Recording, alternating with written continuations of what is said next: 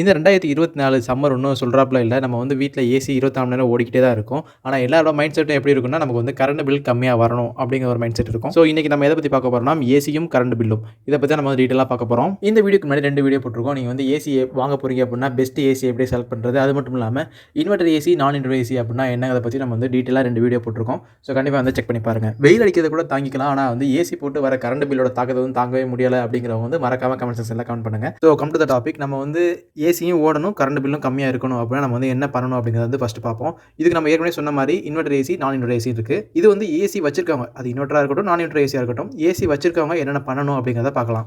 AC ஓடுறனால நமக்கு வந்து current bill அதிகமா வரதுக்கு முக்கியமான காரணமா இருக்குது, ஏசில இருக்க கம்ப்ரசர் வந்து அதிகமா ஓடுறனால தான் நமக்கு வந்து கரண்ட் பில்லும் அதிகமா வரும். நார்மலா எல்லா ஏசிலயுமே நீங்க உள்ள இருக்க ரூமுக்குள்ள செட் பண்ற அந்த டெம்பரேச்சர் இருந்தாப்ல அந்த கம்ப்ரசர் வந்து ஒர்க் ஆகும். உதாரணத்துக்கு ஏசி ஓடிக்கிட்டு இருக்கையில நீங்க வந்து உள்ள 18, 17 இந்த மாதிரி வந்து டெம்பரேச்சர் செட் பண்றீங்க அப்படின்னா, அதற்கு தகுந்தாப்புல வந்து அந்த கம்ப்ரசரை வந்து ரன்னிங் கொடுக்கணும். இந்த கரண்ட் பில் விஷயத்தை பார்க்கறதுக்கு முன்னாடி ஒரு முக்கியமான விஷயத்தை வந்து எல்லா மக்களும் தெரிஞ்சுக்கணும்.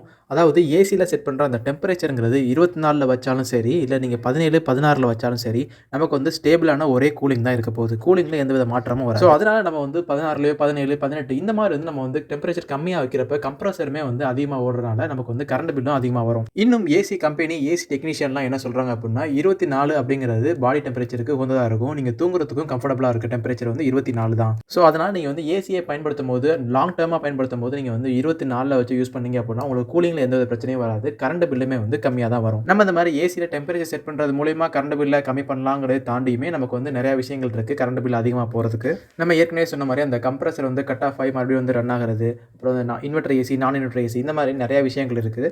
இப்போ நீங்க ஏற்கனவே ஏசி வந்து யூஸ் பண்ணிக்கிட்டு தான் இருக்கீங்க அப்படின்னா, நீங்க வந்து டெம்பரேச்சர் வந்து கண்ட்ரோலா 24ல வச்சு யூஸ் பண்றது மூலியமா கரண்ட் பில்ல ஓரளவு வந்து நீங்க வந்து கண்ட்ரோலா கொண்டு வரலாம். இப்போ நீங்க புதுசா ஏசி வாங்க போறீங்க அப்படின்னா, இன்வெர்டர் ஏசி வந்து போறது ஒரு பெஸ்ட் சாய்ஸா இருக்கும். பட் வந்து காஸ்ட் வைஸ் கொஞ்சம் அதிகமா இருக்கும். அதையுமே நீங்க பார்த்துக்கங்க. டெம்பரேச்சர் 16, 17ல வச்சா தான் ஏசி கூலிங் அதிகமா இருக்கும் அப்படிங்கிற உங்க ஃப்ரெண்ட்ஸ், உறவினர்களுக்கு கண்டிப்பா இந்த வீடியோவை ஷேர் பண்ணுங்க. மீண்டும் ஒரு சூப்பரான வீடியோல சந்திப்போம்.